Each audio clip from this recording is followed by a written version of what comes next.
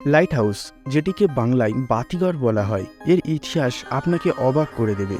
Light house হলো এমন এক মানুষ দ্বারা নির্মিত ঘর যেটি সমুদ্রে যাতায়াতকারী জাহাজগুলিকে, ছোটখাটো নৌকাগুলিকে পথ দেখায়। রাতের অন্ধকারে সমুদ্রে চলাচলকারী বড় ও ছোট নৌকাগুলি যাতে তাদের নির্দিষ্ট পথে অগ্রসর হতে পারে, সেই কারণে লাইট হাউস নির্মাণ করা হয়।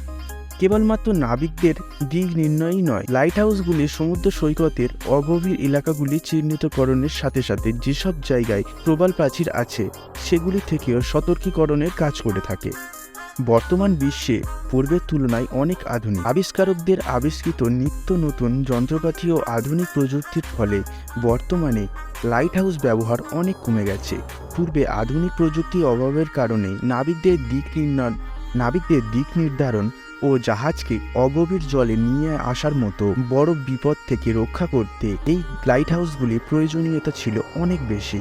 কিন্তু ধীরে ধীরে কালের নিয়মে এবং প্রাকৃতিক দুর্যোগে, যেসব ভূমিকম্প, সুনামির মতো কারণে সমুদ্র সৈকতের নির্মিত বেশিরভাগ লাইট হাউস ধ্বংস হয়ে গেছে। প্রাচীনকালে, অর্থাৎ লাইট হাউস নির্মাণের কল্পনা যে সময় মানুষ করেনি, সেই সময় মানুষ আগুনের ব্যবহার করত।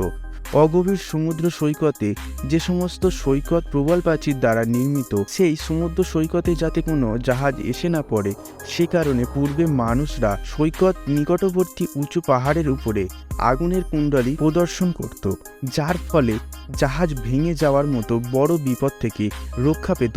এরপর ধীরে ধীরে এই আগুনের প্রবর্তন ব্যবস্থা উন্নত হতে থাকে। এরপর একটা সময় বড় বড় কাঠের আগুন জ্বালিয়ে সমুদ্রের দূর দূরান্তে থাকা নাবিকদের অগভীর সমুদ্রের ও সমুদ্রের নিচে থাকা প্রবাল প্রাচীর এবং দিক নির্ণয়ের জন্য সতর্কতা দেওয়া হতো। এরপর ধীরে ধীরে নির্মাণ হতে থাকে স্থায়ী জায়গা, যেখান থেকে আগুন জ্বালিয়ে সতর্কতা পাঠানো হতো। এইভাবে সময়ের সাথে সাথে গড়ে ওঠে আধুনিক বাতিঘর বা লাইট হাউসগুলি। প্রাচীনকাল থেকে বর্তমান কাল সময় পর্যন্ত অনেক লাইট হাউস নির্মাণ করা হয়েছে।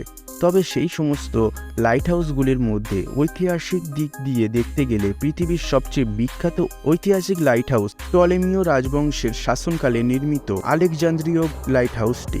এছাড়া রয়েছে টরিলিসের লাইট হাউস, যেটি নির্মাণ হয়েছিল 1878 সালে।